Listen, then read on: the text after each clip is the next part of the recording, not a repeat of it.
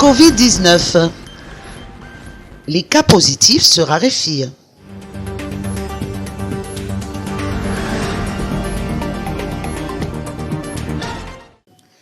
Depuis ces 3 derniers jours, aucun nouveau cas positif au Covid-19 n'a été déclaré par le professeur Ant Vlultin.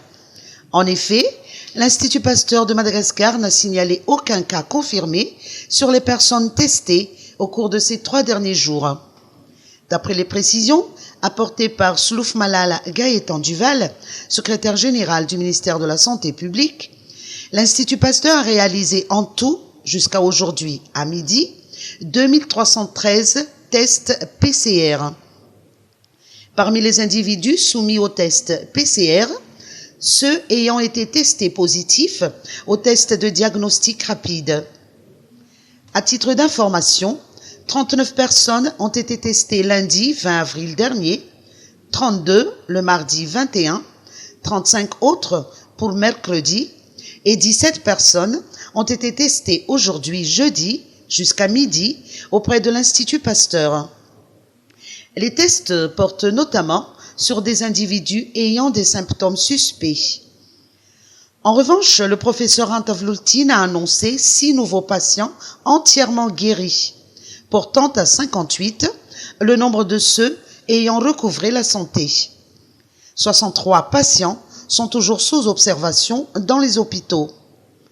Afin de désengorger les laboratoires de l'Institut Pasteur et pour permettre l'optimisation ainsi que la célérité des tests PCR, le laboratoire Charles Mérieux effectue également les tests de Covid-19.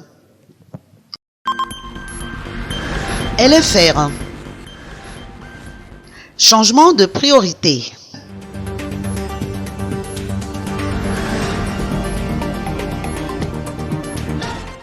La loi de finances rectificative constitue un impératif. Avec le coronavirus, le pays fait face à une véritable guerre, selon les précisions de Richard Rangemanjatu, ministre des Finances et du Budget. Il a ajouté que cette guerre implique un changement des priorités. Elle entraîne une urgence sociale et une urgence sanitaire qui oblige le gouvernement à concentrer ses efforts sur les priorités sociales comme la santé, l'éducation, les femmes et les enfants. Ces changements de priorité consécutifs aux urgences imposées par la crise sanitaire figureront dans la loi de finances rectificative qui est actuellement en cours de préparation. La réalisation du plan Émergence Madagascar, conformément aux directives du président de la République, Andry Rajoelina, sera également mise en exergue dans cette LFR. Figurant parmi la délégation présidentielle qui s'est rendue à Fianarantsoa dans le cadre de la mission de lutte contre le coronavirus, le ministre de l'Économie et des Finances, Richard Rangemanjatu, a profité de l'occasion pour faire un tour d'horizon du fonctionnement des directions et services régionaux du ministère de l'Économie et des Finances dans la région Haute-Matsiaja. Le ministre a notamment évoqué le projet de construction d'un bâtiment administratif unique qui centralisera toutes les directions et services régionaux du MEF. Cette centralisation aura comme principal objectif de mieux servir les usagers des services publics du ministère de l'Économie et des Finances. Water Service Point. Mise en place de citernes dans les Fukuntani.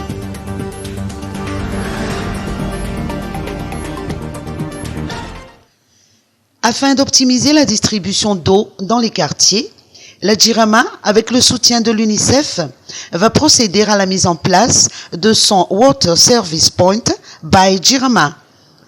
Ce service évolutif commence par l'installation de 40 citernes dans 31 Fukuntani. Cette campagne de communication spécifique sera mise en œuvre avec les 192 Fukuntani d'Antananarivo, comprenant plus de 2660 points d'eau, et de 138 Fukuntani de Toamasina, ayant plus de 370 points d'eau. Le service vise à répondre tout d'abord aux besoins de la population en cette période d'état d'urgence sanitaire, afin qu'elles puissent avoir accès en permanence à l'eau potable et au dispositif de lavage des mains, a indiqué le directeur général de la JIRAMA ce matin. Se laver les mains est en effet essentiel dans la lutte contre le Covid-19. Le ministère de l'Eau, de l'Assainissement et de l'Hygiène, sous la houlette de la ministre Vuari Rakutvelmanantsu, joue également un rôle majeur. D'après l'UNICEF, avoir de l'eau potable est vital durant cette crise sanitaire. Mais surtout, il est important que les usagers se rappellent des gestes barrières au moment où ils viennent puiser de l'eau.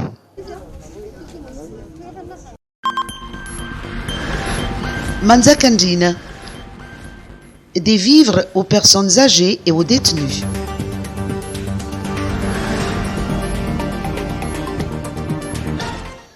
Les personnes âgées du district de Manzakandjine ainsi que les détenus du centre pénitentiaire de Manzakandjine ont bénéficié de vivres, de produits de première nécessité et du matériel offerts par l'équipe de la région Analamang conduite par le gouverneur Eri Resumarmak.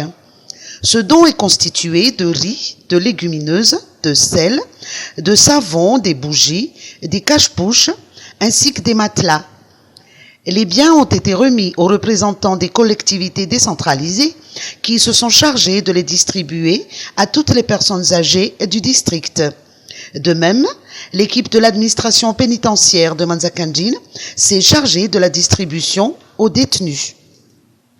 Par ailleurs, le gouverneur de la région Analamang a profité de cette occasion pour sensibiliser toute la population aux bienfaits et aux vertus du Covid Organics sur l'organisme. Il a invité notamment les personnes âgées à en prendre afin de fortifier leurs anticorps.